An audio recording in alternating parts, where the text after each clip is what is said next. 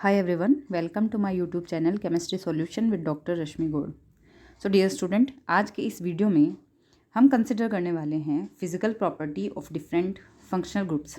आप class 12th के अगर स्टूडेंट हैं तो कोर्स में बहुत सारे फंक्शनल ग्रुप्स हैं, जैसे कार्बोक्सिलिक एसिड है, aldehyde, ketone, ester, ether, alcohol, phenol. तो इन सभी की फिजिकल प्रॉपर्टी आप लोग स्टडी करते हैं और बहुत सारे स्टूडेंट को इनमें कन्फ्यूज़न भी रहता है।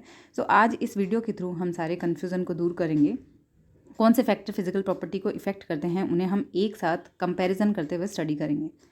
सो मेनली हम दो फंक्शनल ग्रुप्स की प्रॉपर्टीज़ पढ़ते हैं physical property. First melting point या बॉइलिंग पॉइंट और सेकंड है सॉल्युबिलिटी इन वाटर। ठीक है, तो ये दो फिजिकल प्रॉपर्टी स्टडी की जाती हैं। अब इन दो फिजिकल स्टडी जो प्रॉपर्टीज़ हैं इनको मेनली कौन से फैक्टर अफेक्ट करते हैं तो उसके बारे में थोड़ा देख लेते हैं। सो इन दोनों फिजिकल प्रॉपर्टी को इफेक्ट करने वाले हम तीन फैक्टर को स्टडी करेंगे। फर्स्ट है इंटरमॉलिक्यूलर फोर्स, सेकंड है नंबर ऑफ कार्बन एटम और थर्ड है उसकी ब्रांचिंग। फर्स्ट जो इंटरमॉलिक्यूलर फोर्स है, तो इंटरमॉलिक्यूलर फोर्स डिपेंड करता है उनकी पोलरिटी पर। अगर पोलर ज़्यादा होगा तो उसमें बॉन्डिंग जो होती है स्ट्रॉन्ग होती है। मेनली चार तरह की इंटरमॉलिक्यूलर फोर्सेस होते हैं। First ionic force, second hydrogen bonding, third dipole dipole attraction force और फोर्थ है van der Waals forces. Ionic bonding सबसे स्ट्रॉन्ग है, उसके बाद में हाइड्रोजन बॉन्डिंग स्ट्रॉन्ग होती है, उसके बाद डाइपोल डाइपोल अट्रैक्शन फोर्स और लास्ट में आता है वैन डर वाल्स फोर्सेस। तो जिसमें इंटरमॉलिक्यूलर फोर्स स्टेबल होंगे, स्ट्रॉन्ग होंगे, उनके बीच में अट्रैक्शन फोर्स स्ट्रॉन्ग रहेगा और उनको मॉलिक्यूल्स को दूर दूर करने के लिए अपन को ज़्यादा एनर्जी देनी पड़ेगी। दैट मीन्स कि उसका मेल्टिंग पॉइंट और बॉइलिंग पॉइंट जो होगा वो हाई होगा। ठीक है, सेकंड नंबर फैक्टर है नंबर ऑफ कार्बन एटम। अब नंबर ऑफ कार्बन एटम अगर ज़्यादा होंगे दैट मीन्स उसका मॉलिक्यूलर वेट भी ज़्यादा होगा और उस मॉलिक्यूल का साइज़ भी क्या होगा, बड़ा होगा। तो यानी कि अगर ये सब ज़्यादा होंगे तो उनका अट्रैक्शन फोर्स ज़्यादा होगा। अट्रैक्शन फोर्स ज़्यादा होगा तो सेम ऊपर वाला फैक्टर कि उनका मेल्टिंग और बॉइलिंग पॉइंट भी ज़्यादा होगा। और थर्ड है ब्रांचिंग। तो जब ब्रांचिंग ज़्यादा होती है तो उनके बीच का अट्रैक्शन फोर्स कम हो जाता है बिकॉज ऑफ स्टेरिक हिंड्रेंस, त्रिविमीय बाधा की वजह से, और उनका मेल्टिंग और बॉइलिंग पॉइंट डिक्रीज हो जाता है। अब आप इसे याद कैसे रखें इन सभी चीज़ों को, तो देखिए मैंने आपके सामने एक इस तरीके से इसको समराइज करके लिखा। तो इन तीनों फैक्टर को फिजिकल प्रॉपर्टी पर इफेक्ट को समझने के लिए आप इस लीनियर डायग्राम को थोड़ा सा देख सकते हैं कि मैंने आपको बताया कि अगर कोई बॉन्ड पोलर होगा तो उसकी इंटरमॉलिक्यूलर फोर्सेस ज़्यादा होंगे। अब इंटरमॉलिक्यूलर फोर्सेस ज़्यादा होंगे तो उसका मेल्टिंग एंड बॉइलिंग पॉइंट भी ज़्यादा होगा। यानी कि ये तीनों ही चीज़ें एक दूसरे के डायरेक्टली प्रोपोर्शनल हैं। उसके बाद में सेकंड अपन ने फैक्टर देखा उसका मॉलिक्यूलर वेट, यानी कि नंबर ऑफ कार्बन एटम। तो नंबर ऑफ कार्बन एटम ज़्यादा होंगे, मॉलिक्यूलर वेट ज़्यादा होगा, उसका साइज़ बड़ा होगा और उसका सरफेस एरिया भी ज़्यादा होगा। दैट मीन्स कि अगर ये तीनों चीज़ें ज़्यादा होगी तो मेल्टिंग एंड बॉइलिंग पॉइंट भी ज़्यादा होगा। ठीक है, दैट मीन्स कि सारी चीज़ें एक दूसरे के डायरेक्टली प्रोपोर्शनल आ रही है। Intermolecular forces, polarity, molecular weight, surface area and size, तो ये मेल्टिंग एंड बॉइलिंग पॉइंट के डायरेक्टली प्रोपोर्शनल है।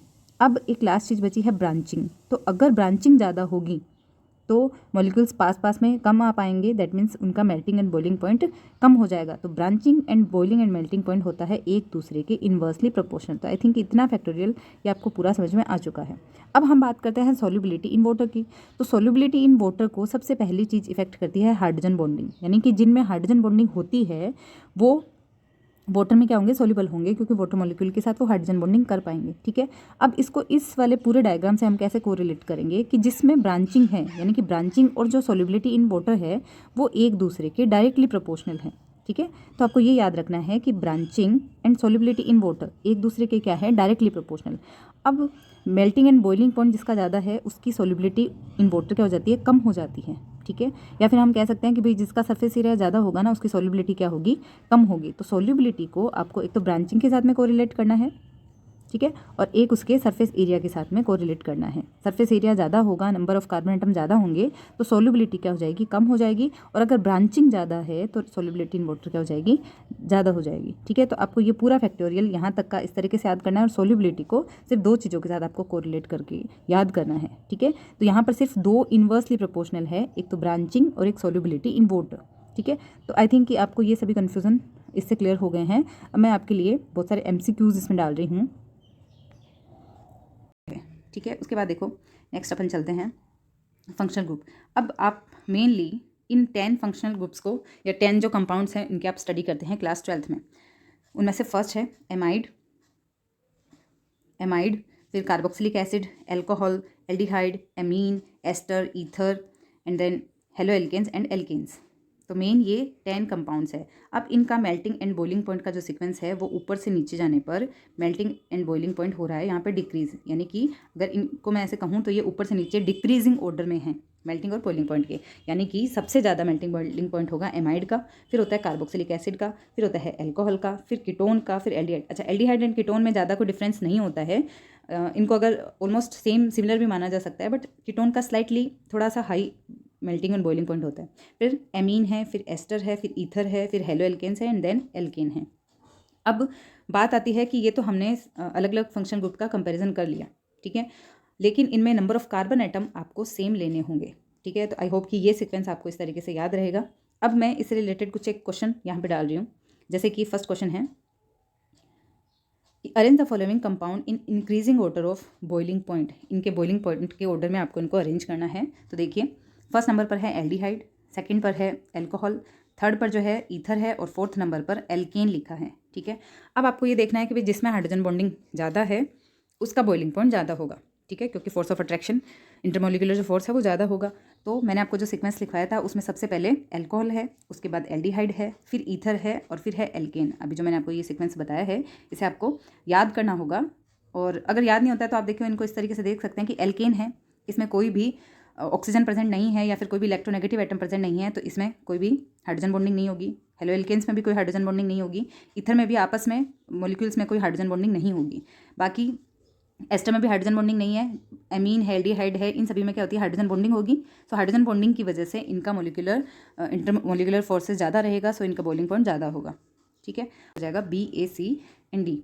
सेकंड नंबर क्वेश्चन देखिए, क्वेश्चन सेम है, बस मैंने सीरीज अलग अलग लिखी है। तो फर्स्ट नंबर ऑप्शन है अल्कोहल, CH3OH है, C2H5OH है, फिर CH3CH2OH। एक सेकेंड, यहाँ पर एक CH2 आप और ऐड कर लीजिएगा, और डी में है ब्यूटेनॉल, एन ब्यूटेनॉल, ठीक है। तो इनका हमें बॉइलिंग पॉइंट का सीक्वेंस बताना है। तो मैंने आपको क्या बताया कि number of carbon atom increase हो रहे हैं, दैट मीन्स कि उनका मोलिकुलर वेट इंक्रीज हो रहा है, ठीक है, साइज बढ़ रहा है, सरफेस एरिया बढ़ रहा है, तो उनके बीच का वंडरवाल फोर्स बढ़ेगा। वंडरवाल फोर्स बढ़ेगा तो मेल्टिंग एंड बॉइलिंग पॉइंट भी क्या हो जाएंगे, इंक्रीज हो जाएंगे, ठीक है। सो सबसे ज़्यादा किसका होगा, नंबर ऑफ कार्बन एटम जिसमें ज़्यादा, तो सीक्वेंस हो जाएगा D, C, B and A.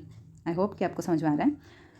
Third number question देखिए, arrange the following compound in decreasing order of their solubility. अब हमें सोल्यूबिलिटी का ऑर्डर निकालना है। तो मैंने आपको क्या बताया कि सोल्यूबिलिटी जो होती है वो मेल्टिंग एंड बॉइलिंग पॉइंट के इन्वर्सली प्रोपोर्शनल हमने देखा है यहाँ पर, यानी कि अगर number of carbon atom increase होंगे तो सोल्यूबिलिटी डिक्रीज हो जाएगी, ठीक है। तो अगर number of carbon atom increase हो रहे हैं, दैट मीन्स कि देखो डी में सबसे ज़्यादा नंबर ऑफ कार्बन एटम है, यानी कि अगर बॉइलिंग और मेल्टिंग पॉइंट की बात करें तो इसका सबसे हाईएस्ट होगा।